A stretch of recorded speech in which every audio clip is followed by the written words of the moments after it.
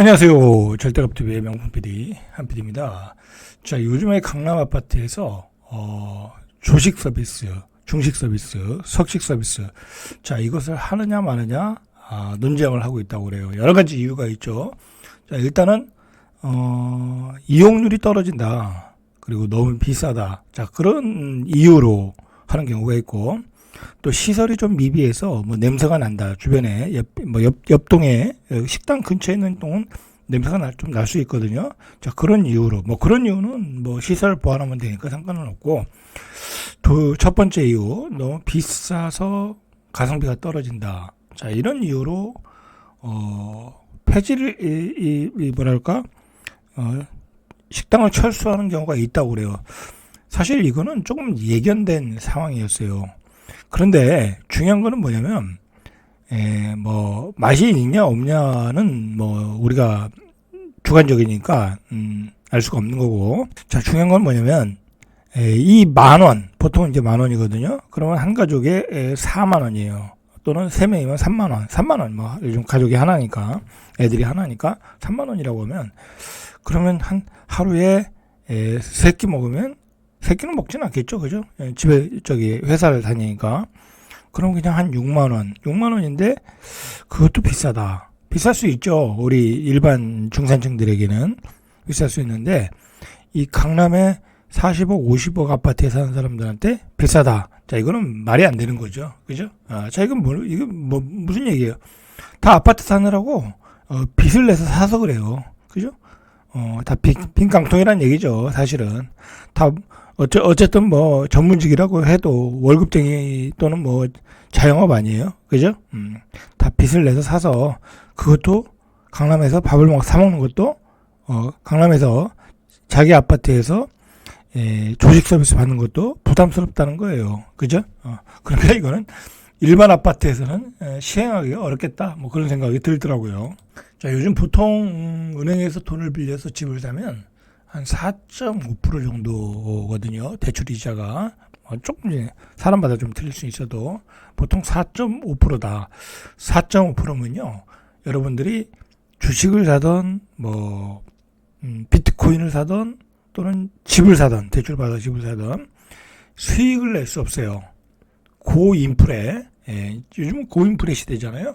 고인플레, 고금리에 수익을 낼 수가 없어요.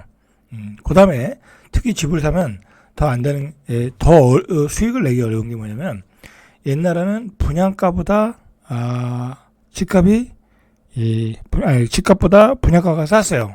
그러니까 구축보다 신축이 싸니까 조금 저금리 또는 중금리 이자를 줘도 충분히 수익이 났어요. 근데 지금은 분양가가 더 비싸요. 이 구축보다. 그렇기 때문에 빚을 내서 내가 3억짜리 집을 팔아서 5억짜리, 6억짜리 집을 사야 돼요. 그것도 4.5% 금리를 주고 사야 돼요. 그러니까 이게 수익이 나겠어요? 중요한 거는 나는 어떻게든 샀어. 그죠? 나는 어떻게든 샀어. 그런데 중요한 거는 다음에 다른 사람들이 거기다가 돈을 얹혀가지고 피를 붙여서 사줄 사람이 없다라는 거야. 그죠? 강남 외에는, 그죠? 강남 외에는 사줄 사람이 없다. 강남은 분양가가 구축보다 싸잖아요. 그죠? 분양가 상한제 지역이니까. 그러니까 사줄 사람이 있어요. 고금리에 사도. 그러나 강남 외에는 사줄 사람이 없다. 그죠? 자, 그게 지금의 가격 구조의 문제예요. 자, 어쨌든 4.5%가 되면 강남 외의 아파트는 수익이 날 구조가 아니다. 자, 그걸 여러분들이 좀 아실 필요가 있어요. 자, 지난해 서울 아파트 분양가가 평당 얼마 올랐냐? 908만 원 올랐다는 거예요. 908만 원. 자, 이걸 집계 이래 최고 상승률. 요걸 누가 조사했냐면 부동산 114에서 조사를 했어요. 114에서 조사해 보니까 평당 908만 원이 올랐다라는 거예요. 이게 퍼센테이지로 보면 25.9%가 올랐다라는 거야. 그러니까 전년도에 3,500만 원이었는데 평균 분양가가, 그런데 평균 분양가가 4,408만 원, 그죠? 9,000원 뛰고, 그래서 25.9%가 올랐다라는 거예요. 그래서 분양가가 구축의 평당 매매가를, 자, 이런 상승률은 분양가와 상승률 모두 통계를 집계하기 시작한 2015년 이래 최고치다라는 거죠. 자, 2015년도에는 서울의 평당 분양가는 1997만 원. 자, 9년 만에 2배 상승했다라는 거예요. 수도권의 분양가 상승률도 지난해 가장 높은 수치를 나타냈는데, 자, 지난해 수도권의 평균 분양가는 2,813만 원. 전년 대비 15.4% 올랐다. 15.4%. 그러니까 수도권에서도 집을 살려고 하면 한 10억 원 있어야 되겠네요. 그죠? 평당 분양가가 2,813만 원이면 이것저것 합쳐가지고 뭐 세금까지 합치면 10억 정도 있어야 된다. 전년 대비 15.4% 올랐다. 자, 여러분들 이 분양가가 오르는 구조는 뭐 인건비가 오르고 자재비가 오르고 그러는데 제가 보기에는 조금 뻥튀기가 분명히 있어요. 그죠? 뻥튀기가 있어요. 왜 그러냐면 그걸 어디서 할 수 있냐면 예를 들어 저 지방에서 아주 뭐 예를 들어 계룡시에서 분양하네. 계룡시에서 분양하는 거는 예를 들어 한 3억 초반이야. 그러면은 건축비가 2억 5천 이상은 2억이나 2억 5천, 2억 2, 3천이라는 거잖아요. 그죠? 한 2억 정도, 2억 한 2, 3천 정도. 그런데 예를 들어 대전에서 분양하는 거는 8억이야. 아니면 좀 7억이야. 그러면 거기 건축비는 거기를 얼마를 잡냐면 5억을 잡아. 그게 말이 안 되잖아요. 그죠? 대전에서 짓는 건축비는 5억이고 계룡시에서 짓는 건축비는 2억이고 아니 계룡시와 대전에서 짓는 뭐 건축 자재가 틀린가요?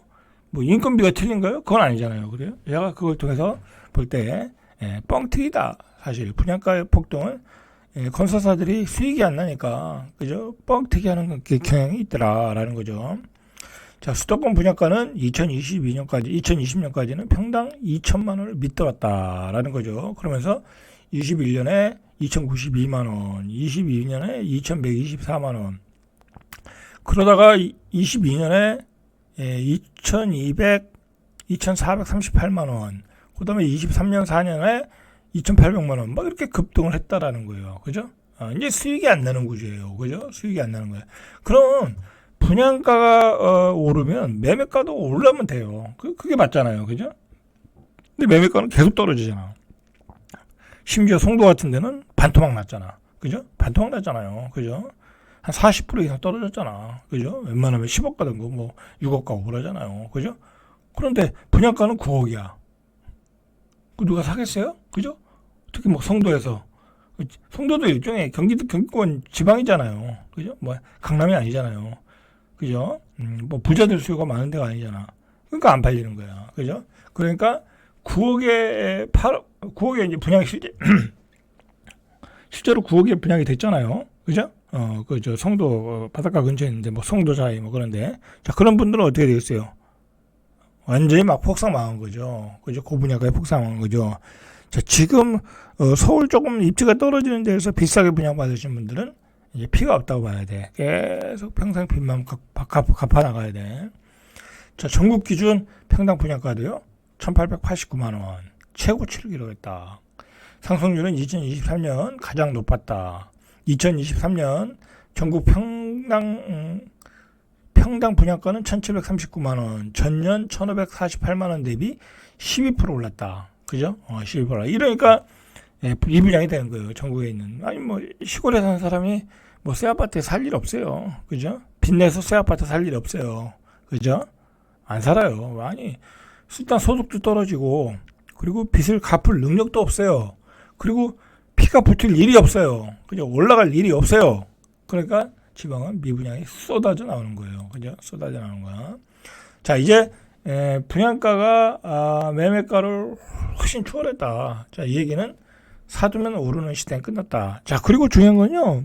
이제 정책적으로 투기를 다 막아놨어요.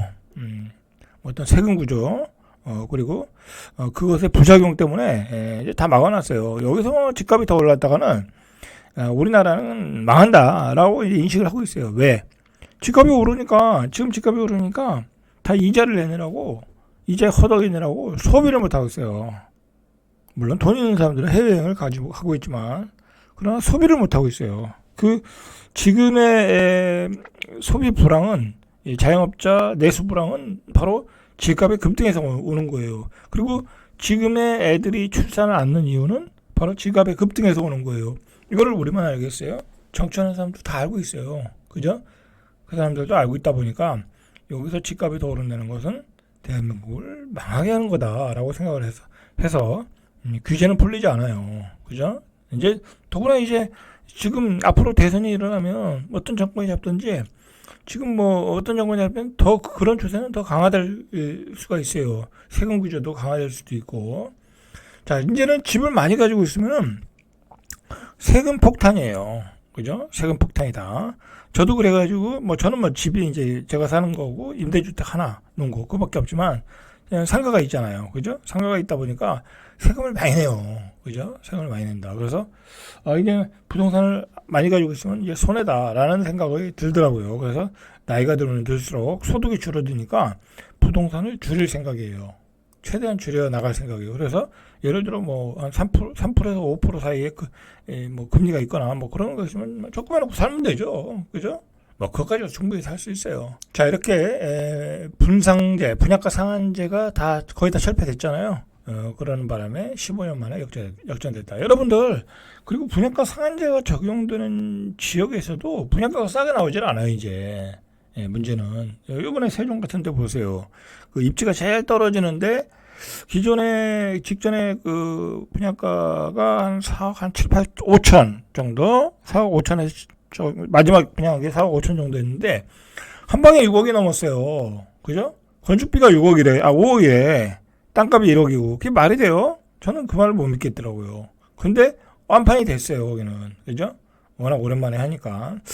어쨌든 분양가 상한제 지역에서도 매매가보다 분양가가 비싸게 나오는 경향이 있더라. 실제로 거기가 요번에 6억 천에 나왔는데 매매가가 그 이하의 아파트들이 많아요. 세종시에는. 그죠? 자, 이렇게 시세 편차가 나니까 비수도권에서는 미분양이 쌓이고 있더라. 그죠? 자, 이러니까 어떻게 해요? 건설사들이 미분양을 쏟아져 나니까 부도가 나고 있는 거예요. 그러니까. 왜냐면 건설사들이 그동안 그런 차이로 아주 꿀을 빨아먹었죠. 그죠? 상가도 팔아먹고 지식산업센터도 더불어 팔아먹고 집값이 아파트 가격이 올라야 시장이 뜨거워지면서 상가도 팔리는 거예요. 지식산업센터도 팔리고 그러는데 잘 빨아먹다가 이제 그게 안 되는 거죠. 그래서 요즘 건설사들이 다 망하고 있는 거예요. 앞으로도 계속 망할 가능성이 많고. 그죠? 그렇게 된다. 지난해 전국 신축 아파트의 평균 분양 가격이 15년 만에 평균 매매가를 역전했다라는 게 그런 의미에서 의미가 있고, 이런 트렌드를 우리가 잘 읽고 있어야 돼요. 그러니까 함부로 고분양가의 집을 사면 뭐 빚더미에 올라 그냥 고생할 수 있어요. 그죠? 강남에는 별로 메리트가 없어졌더라라는 거예요. 자, 이런 역전 현상이 전국 17개 시도 전체에서 일어났어요. 그죠? 17개. 여러분들 대구 가보세요, 지금. 대구는 난리예요. 대구는 1억 2천, 1억 5천 막 그렇게 마피가 나오고 있어요. 그 얘기는 뭐예요? 살 사람이 없다. 그죠? 살 사람이 없다. 서울의 분양가 매매 시세 추월은 2018년 이후 6년 만이다. 서울은 6년 만이고, 그죠? 전체적인 평균은 15년 만인데, 지방은 살 사람이 없어요. 미분양이 쌓이고 있어요. 지방 어떤 중국 아파트는 자체 수요도 별로 없어요. 그죠? 지방은 싸야 분양이 되는 거예요. 싸야. 그죠? 아니면 비슷하거나 구축보다 약간 비싸거나 그러면 분양이 잘 돼요. 입지도 좋고. 그거 어디예요? 청주에서 그런 일이 일어나고 있잖아요. 청주도 입지가 좋고 분양가가 싸면 잘 되잖아요. 그런데 입지는 떨어지고 분양가는 높아. 그래도 거기는 안 되는 거야. 그죠? 자, 2024년 전국 아파트 분양가는 2,063만 원. 비싸죠. 서울은 4,820만 원. 그죠? 비싸요. 얼마 전에 부동산 관계자, 그러니까 부동산 하시는 분들이죠. 그거 투기 강사들 말고요. 걔네들은 맨날 온다 그러니까 걔네들의 저희 의견은 뭐 의미가 없고, 실제로 현장에서 일하시는 분들, 부동산 하시는 분들한테 물어봤어요. 10명 중에 8명은 부동산 시장의 연내 회복이 어렵다. 그죠? 거래가 안 되니까. 거래가 돼야 되는 거예요, 거래가. 거래가 된다는 건 뭐예요? 내가 구축을 팔아서, 신축을 사줘야 되는 거잖아요. 근데 신축이 너무 비싸. 그죠? 그리고 신축의 기대감이 없잖아요. 그죠? 내가 예전에는, 분양권을 샀던 이유는 뭐예요? 프리미엄이 붙으니까 산 거잖아요. 그죠? 그러나 프리미엄이 지금 안 붙는다. 오히려 마앞에 붙는데 누가 사겠냐. 자, 그러니까 10명 중에 8명은 시장 회복이 어렵다. 저도 이 의견에 아주 전적으로 동감을 해요.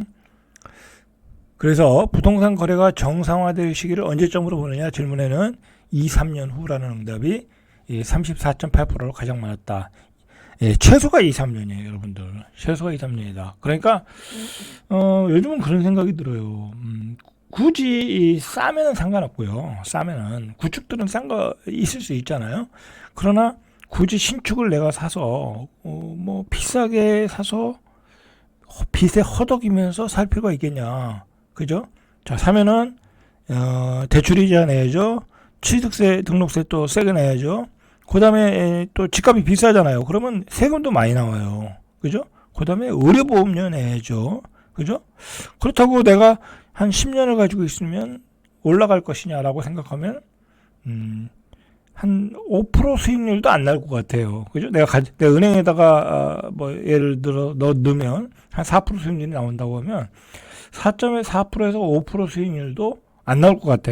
내가 4%짜리 10년 가지고 있으면 40%잖아요. 그죠? 수익률이 나는 거잖아요. 근데, 과연 10년을 가지고 있어서 그 40%가 오를 것이냐라고 볼 때는 딱히 이 강남 같은 좋은 지역 빼고는 그렇게 생각나는 지역이 없더라고요. 그래서 굳이 집을 살 필요가 있겠냐라는 생각이 들어요. 그리고 여러분들 예를 들어 한 뭐 6억짜리 7억짜리 정도 집을 가지고 있어도요. 세금이 만만치 않아요. 연 내는 게 한 300만 원, 300만 원 내나요? 글쎄요. 뭐 정확히 모르겠는데 한 200만 원 정도 낸다고 할게요. 연 200만 원 내는 것도 쉽지 않아요. 우리 서민들에게. 한 뭐 예를 들어 평균소득으로 봐도 한 반달치 월급을 내야 되잖아요. 그죠? 반달치 월급을 그냥 세금을 내는 거야. 그죠? 그럴 바에는 차라리 전세 살고 그 돈을 가지고 뭐 재테크를 하는 게 낫지 않겠냐. 예를 들어 뭐 비트코인을 사서 모은다든지 뭐 주식을 사서 모은다든지 아니면 채권을 은행에다 넣어놓고 적금을 넣어놓는다든지. 그리고 전세 살면 또 편한 점이 있잖아요. 내가 이사 가고 싶은 집으로 이사 갈 수 있잖아요. 그죠? 새 집 가서 살라 이거야. 집을 사지 말고 전세 새 집 싸잖아요. 전세 가격이. 살고 고장나면 주인 보러 고쳐달라고 그러고 그리고 주인이 세를 내주고 얼마나 좋아요. 그죠? 집값에 급등하지 않는 시기는 그것도 괜찮은 방법이다 라는 걸 생각을 해야 돼요. 특히 우리가 금값 오른 걸 한번 보세요. 금값이 얼마나 올라? 금값이 집값보다 더 올랐어요. 그럼 차라리 또 금을 사놓을 수도 있고요. 그죠? 여러 가지 방법이 있다. 굳이 집을 사는 게 앞으로의 대세는 아닌 것 같아요. 그죠? 왜? 저출산 고령화잖아요. 그죠? 예, 절대값 TV의 명품 PD 한PD였습니다.